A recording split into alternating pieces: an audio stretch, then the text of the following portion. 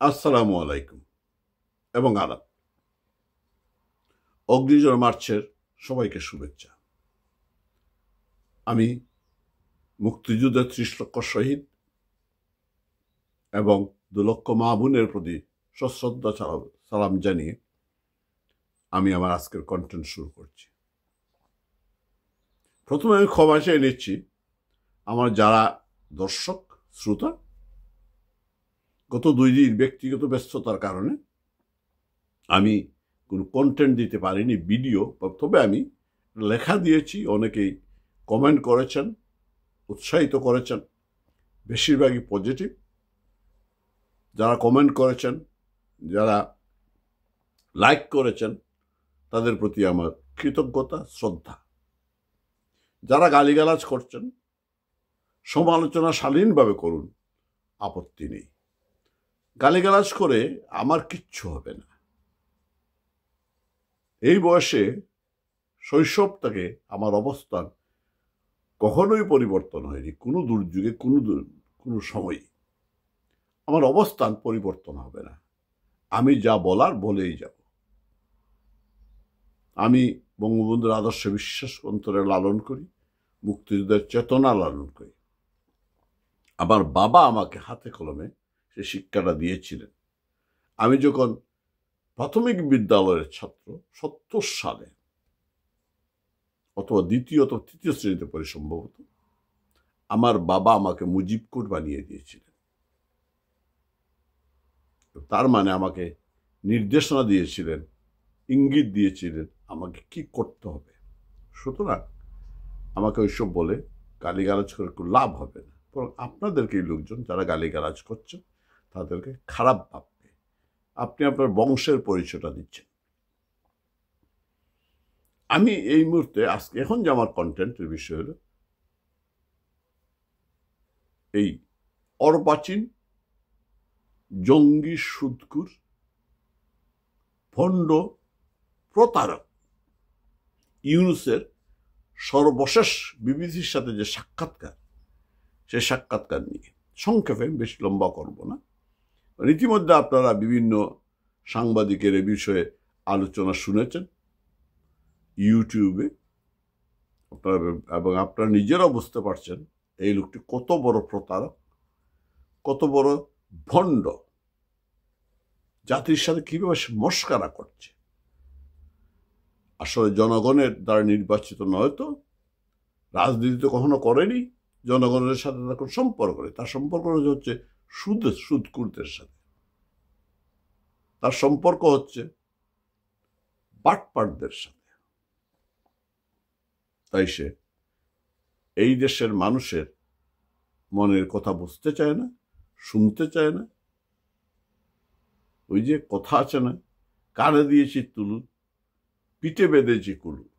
অর্থাৎ কোনো কথাই শুনবো না, যতই মারো আমার কিচ্ছু হবে না। এই হচ্ছে অবস্থা। আরেকটা কথা আছে না, কান কাটা রমজান বলে একটা কথা আছে না, এই যে সংসপ্তকের কান কাটা রমজান, আর মনে আছে আপনাদের?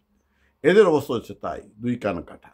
যে যাই বলুক তারা শুনবে না, তারা তাদের মতো কথা বলেই যাবে। জনগণের কথা বলার সুযোগ নেই, সময় নেই, কথা বলবেও না। এবং জনগণকে কি হচ্ছে না হচ্ছে, দেশের যে কি পরিস্থিতি, সেই দিকে তাদের কোনো খেয়াল নেই।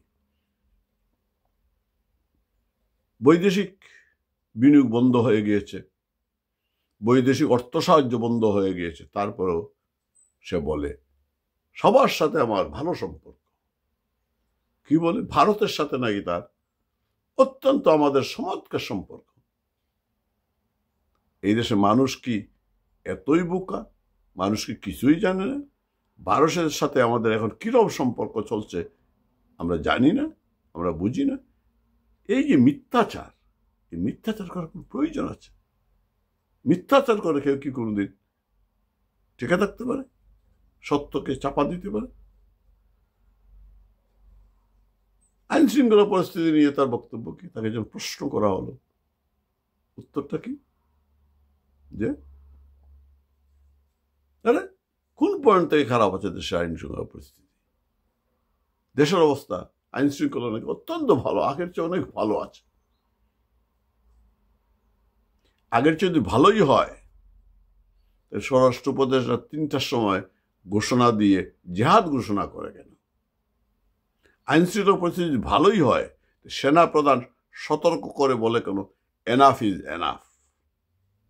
আইন শৃঙ্খলা পরিস্থিতি যদি এতই ভালো হয়, তাইলে তো বালক উপদেষ্টা আসিম মাহমুদ সজীব ভুইয়া মধ্যরাতে রাস্তা রাস্তায় ঘুরে দেখতে চায় কেন আইন শৃঙ্খলা পরিস্থিতি? আইন শৃঙ্খলা যদি এতই ভালো হয়, তাইলে দিনে দুপুরে ডাকাতি হচ্ছে কেন? রাস্তায় গাড়ি থামিয়ে ঘন্টার পর ঘন্টা গাড়ির পর গাড়ি লুট হচ্ছে, পুলিশ নেই, আইন শৃঙ্খলা বাহিনীর কোনো খবর নেই। মেয়েরা দর্শিত হচ্ছে কেন? মেয়েরা রাস্তায় বের হতে ভয় পায় কেন? মেয়েরা স্বরাষ্ট্রমন্ত্রী পদত্যাগের দাবিতে মিছিল করছে কেন? সেই মেয়েরা যারা গত জুলাই আগস্টের তথাকথিত আন্দোলনে ইউনুসকে ক্ষমতায় বসানোর জন্য রাস্তায় নেমেছিল। আইন শৃঙ্খলা পরিস্থিতি এতই যদি খারাপ হয়, তাইলে প্রতিদিন আত্মহত্যা বাড়ছে কেন? আইন শৃঙ্খলা পরিস্থিতি এতই যদি ভালো হয়, তাহলে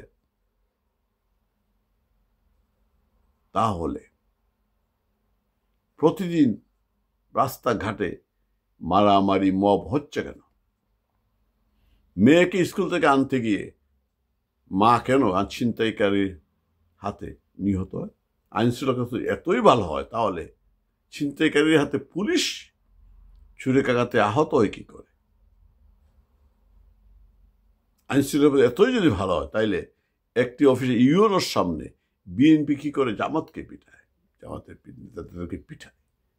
কিছুক্ষণ আগে শুনলাম সাতকানিয়াতে জামাতের লোকজনকে, নেতাদেরকে জনগণ ডাকাত বলে মাইকে প্রচার করে পিটিয়ে হত্যা করেছে। আইন শৃঙ্খলা পরিস্থিতি এতই যদি উন্নতি হয়, এই যে প্রতারণা, এই যে মিথ্যাচার,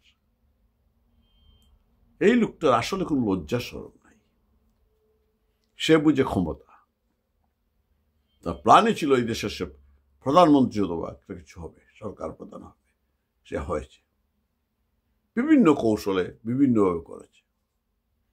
এর আগে আমরা সাংবাদিক নুরুল কবিরের সাথে সাক্ষাৎকার আমরা দেখেছি, তাকে যখন প্রশ্ন করা হয়েছে দ্রব্যমূল্য নিয়ে, সিন্ডিকেট নিয়ে, সে বলেছে সিন্ডিকেট সে কি জানে না, বুঝতে পারে না।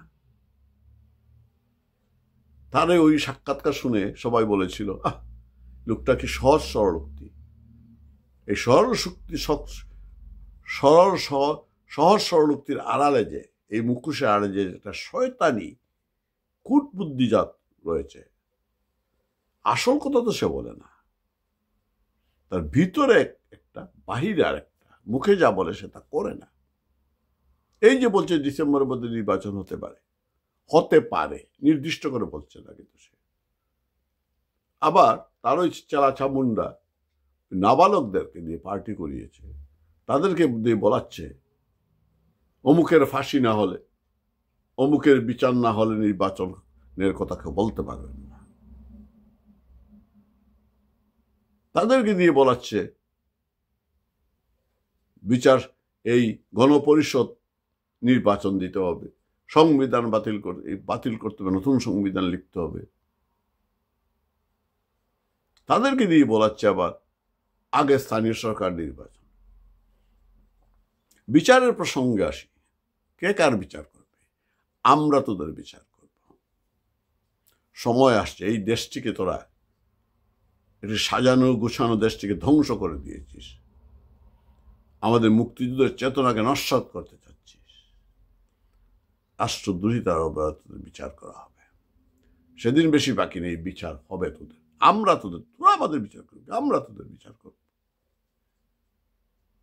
আর এই যে জাতির সাথে প্রতারণা, মস্করা এই লোকটার, এর দিয়ে জাতি পরিত্রাণ চায়। এই লোকটা, ইউনূস, কত ভণ্ড। আসলে সে নির্বাচন দিবে না, দিতে চাইবে না। নির্বাচন তাকে দিতে হবে, না দিয়ে উপায় নেই। এই নাবালকরা আন্তর্জাতিক রাজনীতি বুঝে না, দেশের রাজনীতি বুঝে না, তাই ওরা ওদের মতো করে কথা বলে, ওরা মনে মনে করে ওরা যা বলেছে আগে তা হয়েছে, এখনো হবে। অসম্ভব, অসম্ভব। এই দেশের মানুষ আর তোমাদের কথায় নড়বে না, লড়বে না। সুতরাং ভালোয় ভালোয় ইউনূস নির্বাচন দিতে হবে।